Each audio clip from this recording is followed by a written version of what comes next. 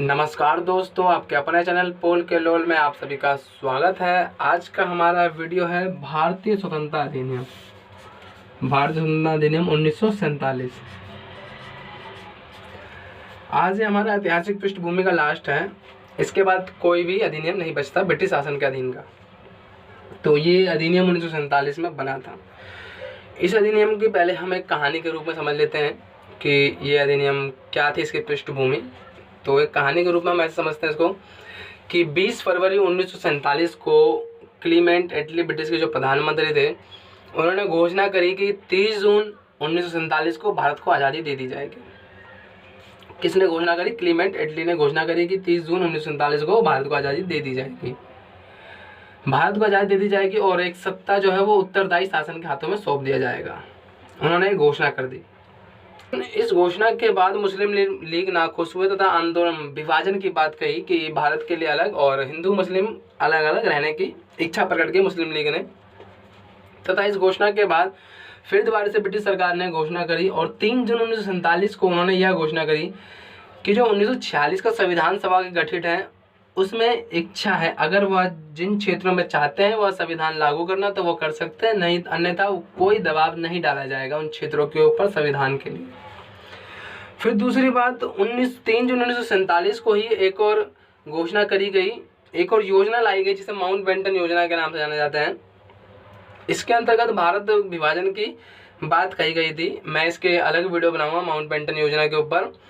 इसमें आप बस इतना समझ लीजिए कि इसमें भारत के विभाजन की बात कही गई थी कि भारत के विभाजन का स्वरूप कैसा होगा। तथा माउंटबेटन योजना को दोनों लीगों ने स्वीकार कर लिया, मुस्लिम लीग ने भी और कांग्रेस लीग ने भी स्वीकार कर लिया। तथा इसी के साथ विभाजन की कड़ी समाप्त। ब्रिटिश संसद के अंतर्गत एक अधिनियम पारित हुआ 18 जुलाई 1947 को और इस अधिनियम में डेट रखी गई 15 अगस्त और 15 अगस्त को यह कह दिया गया कि भारत से स्वामित्व हट जाएगा तथा भारत और पाकिस्तान दो एक अलग देश बन जाएंगे। तो ये तो थी हमने इसकी पृष्ठभूमि की बात। अब हम इसकी विशेषताएं की बात कर लेते हैं कि इस अधिनियम की क्या क्या विशेषताएं थी। तो अधिनियम की विशेषता की बात करते हैं कि अधिनियम की विशेषता क्या क्या थी। अधिनियम की विशेषताएं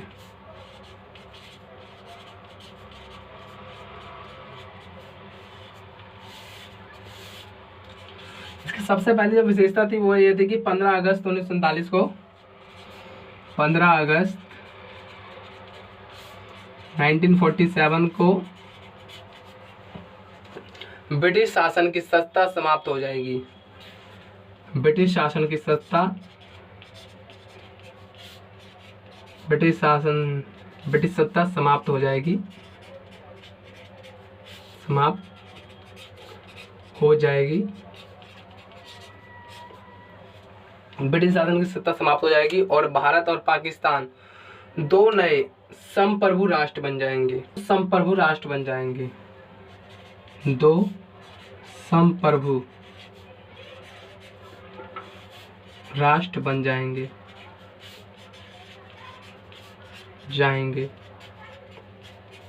ये तो हो गई इसकी पहली विशेषता। दूसरी विशेषता इसमें ये कही गई, तो दूसरा पॉइंट यह है कि इस अधिनियम के द्वारा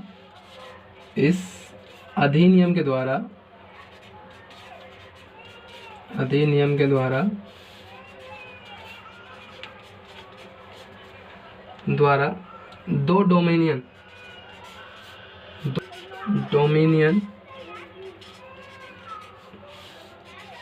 को स्वतंत्र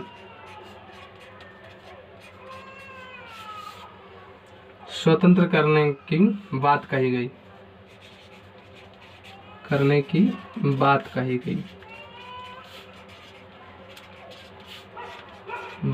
और दो डोमिनियन कौन थे उसमें? दो डोमिनियन जो थे वो थे भारत और पाकिस्तान। इन दोनों को अलग करने की बात कही गई थी इस अधिनियम के द्वारा। डोमिनियन नया शब्द है, डोमिनियन। डोमिनियन उसको कहते हैं जो ब्रिटिश सत्ता के अधीन था, उन सारे राष्ट्र को डोमिनियन कहा जाता था। तो तीसरी विशेषता इसकी, इसने वायसराय वायसराय का पद समाप्त कर दिया, पद समाप्त कर दिया तथा उसके बदले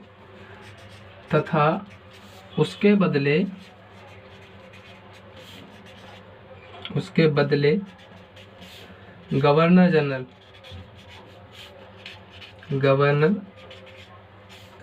को नियुक्त किया गया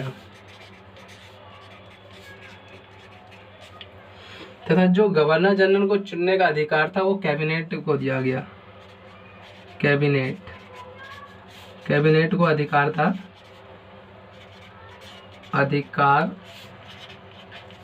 कि वह गवर्नर जनरल को चुन सके। तो ये थी इसकी तीसरी विशेषता। इसको अधिकार दिया गया कि वो कैबिनेट के द्वारा गवर्नर जनरल की नियुक्ति कर सके तथा जो सचिव थे, जो पहले वायसराय थे, उनको हटा दिया गया। तो इस दोनों डोमिनियन में जो चौथी इसकी विशेषता थी, पॉइंट था, वो ये था कि इन दोनों देशों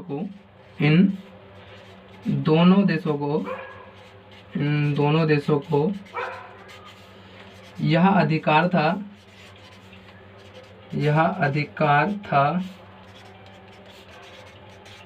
कि वह किसी भी देश का संविधान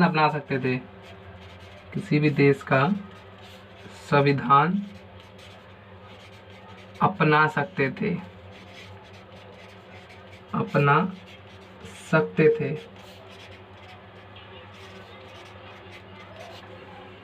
तथा वह अपना संविधान खुद भी बना सकते थे। इस अधिनियम के द्वारा ये विशेषता दी गई कि वह अपना संविधान खुद भी बना सकते थे। और उसमें जो पांचवा पॉइंट है, वो इस अधिनियम की विशेषता थी, वो ये था कि इस अधिनियम के द्वारा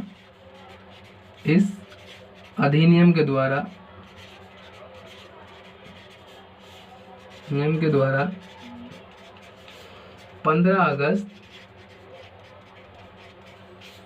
1947 को जितने भी प्रांतीय शासन, जहाँ जितने भी प्रांतीय रियासतें थी, उन सबको स्वतंत्र कर दिया गया। प्रांतीय रियासतों स्वतंत्र कर दिया गया तथा साथ में इनको शक्ति भी दी गई कि वो जिस डोमिनियन में चाहे वह जा सकते हैं। भारत चाहे तो भारत में जा सकते हैं, पाकिस्तान में सम्मिलित होना चाहे पाकिस्तान में सम्मिलित हो सकते हैं। तथा इस कानून के तहत एक और इसकी विशेषता दी कि इस अधिनियम के द्वारा नया संविधान बनने तक जितने भी प्रांतीय देश थे, उसमें ब्रिटेन के शासन चलने तक का अधिकार दिया गया। लेकिन हाँ, हालांकि इसमें भारत के पास भी ये शक्ति थी कि वो चाहे तो इसमें बदलाव कर सकता है। तथा एक और इसकी विशेषता थी कि जो इस अधिनियम के द्वारा ब्रिटेन का जो भारत सचिव थे, उनको सारी शक्तियाँ खत्म कर दी गई और उसको उनकी सारी शक्तियाँ स्थानांतरित करके राज्य सचिव के राष्ट्रमंडल राज्य सचिव को दे दी गई। तो ये तो हो गई भारतीय स्वतंत्रता अधिनियम 1947 की बात। अब हम बात करेंगे इसके निष्कर्ष की। तो अगर हम निष्कर्ष की अगर इसकी बात करें, जगह तो है नहीं मेरे पास वरना मैं लिख देता। अगर हम निष्कर्ष की अगर इसकी बात करें तो निष्कर्ष में कि भारत जहाँ एक नए सवेरे की तरफ जा रहा था, वहाँ पे उन्हें विभाजन का सूत्र देखना पड़ा, जो कि भारत के विकास के लिए काफ़ी ज़्यादा हित में नहीं था। भारत का विकास कहीं ना कहीं विभाजन के चक्कर से अस्त व्यस्त हो गया। जो उसकी व्यवस्था थी भारत की, वो सारी नष्ट हो गई तथा 15 अगस्त 1947 का विभाजन सभी के दिलो दिमाग में एक नया रूप छोड़ गया तथा सांप्रदायिकता की भावना को बढ़ा दिया। 15 अगस्त 1947 का भारतीय स्वतंत्रता अधिनियम 1947 का अधिनियम। हालांकि इस अधिनियम के तहत हमें स्वतंत्रता तो प्राप्त हो गई, लेकिन कुछ कमियां ब्रिटिश सरकार ने कर दी। जैसे कि कमियां इन्होंने 15 अगस्त 1947 के अधिनियम में इन्होंने ये कर दिया कि जितने भी प्रांतीय राज्य थे अपने सामने इन्होंने विलय नहीं कराया, जिसमें से 3 राज्य थे, जूनागढ़, हैदराबाद, जम्मू कश्मीर, जो कि विवाद का विषय बने रहे। हालांकि अभी जम्मू कश्मीर का मसला हल कर दिया गया है, लेकिन कहीं ना कहीं इतने वर्ष तक विवाद का मसला रहा। दूसरी चीज, रेखाओं पर नियंत्रण की जो किया था उन्होंने, वो सही ढंग से नहीं कर पाए थे। इस अधिनियम के द्वारा भारतीय स्वतंत्र हो गए। 15 अगस्त 1947 के मध्य रात्रि को भारत स्वतंत्र हो गया और भारत के प्रथम प्रधानमंत्री पंडित जवाहरलाल नेहरू बने। उनको शपथ लॉर्ड माउंटबेटन ने दिलाई थी। तो यही था 15 अगस्त 1947 का अधिनियम। और इसके बाद हम चर्चा करेंगे संविधान के ऊपर, और संविधान में हम बिल्कुल सूक्ष्म स्तर से चर्चा करेंगे। तो ऐतिहासिक पृष्ठभूमि खत्म हो चुकी है। कई बच्चों के कमेंट आ रहे हैं कि सर आपने रोल एक्ट नहीं कराया, असहयोग आंदोलन नहीं कराया, स्वदेशी आंदोलन नहीं कराया। तो मैं आप सभी को बता दूं वो सारे हिस्ट्री के चैप्टर हैं, लेकिन जब मैं हिस्ट्री पढ़ाऊंगा तो वो सारा कवर कर दूंगा। जितने भी आंदोलन हैं वो सारे हिस्ट्री के हैं। मैंने आपको सिर्फ ऐतिहासिक पृष्ठभूमि में जितने भी अधिनियम हैं 1773 से लेकर 1947 तक वो सारे अधिनियम कराए हैं, आप सभी देख सकते हैं। तथा इसी के साथ आज की वीडियो हमारी समाप्त होती है। दोस्तों आपको यह वाली वीडियो हमारी कैसी लगी, लाइक कमेंट सब्सक्राइब जरूर करें। तथा कुछ भी डाउट हो तो आप कमेंट करके हमसे पूछ सकते हैं। धन्यवाद।